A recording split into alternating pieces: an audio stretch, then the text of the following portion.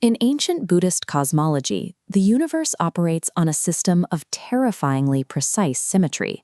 At the absolute center sits Mount Meru, a massive peak ringed by 7 alternating layers of golden mountains and fragrant concentric oceans.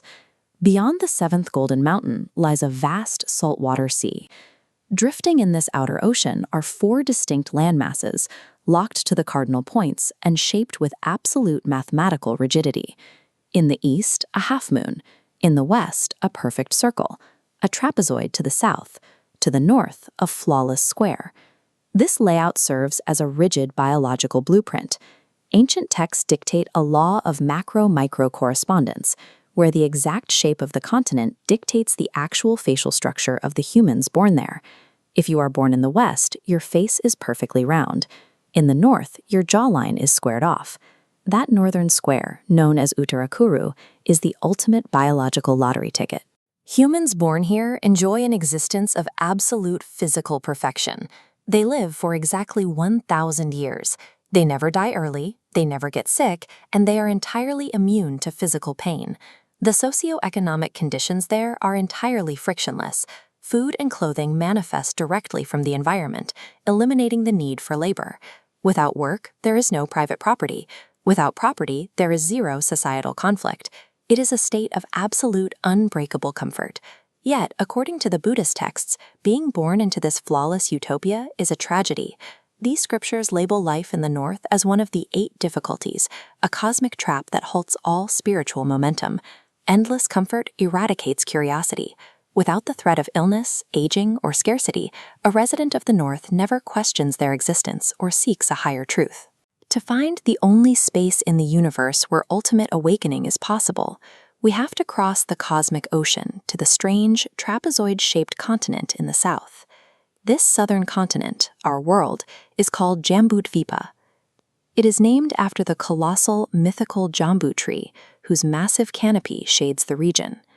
The landmass itself is an awkward, pinched trapezoid, wide at the top and narrow at the bottom. Flowing through the deep roots of this cosmic tree is an intricate river system. Hidden within its dark riverbeds are deposits of Jambunada gold, a spiritual metal that radiates its own light. This gold signals that, despite the harsh and unpredictable environment on the surface, the bedrock holds the highest concentration of spiritual purity in existence. The Vajrasana, or the diamond seat, penetrates deep into the bedrock, anchoring itself firmly into the vast cosmic foundation supporting the entire universe. The universe requires this anchor for a specific structural reason. When a being finally pierces the illusion of reality and achieves ultimate Buddhahood, the resulting spiritual shockwave is immense.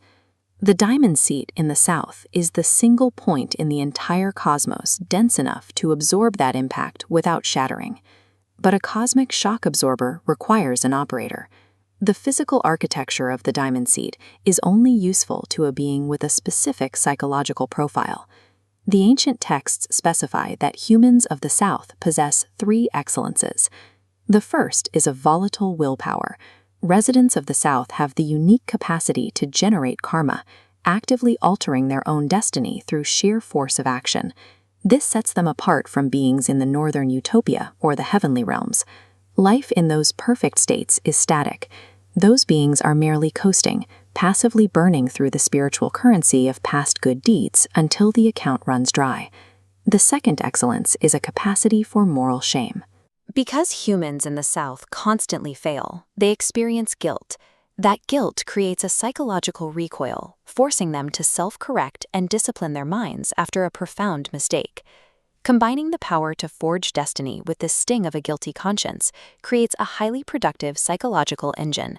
It is the only mental makeup capable of propelling a consciousness toward total awakening.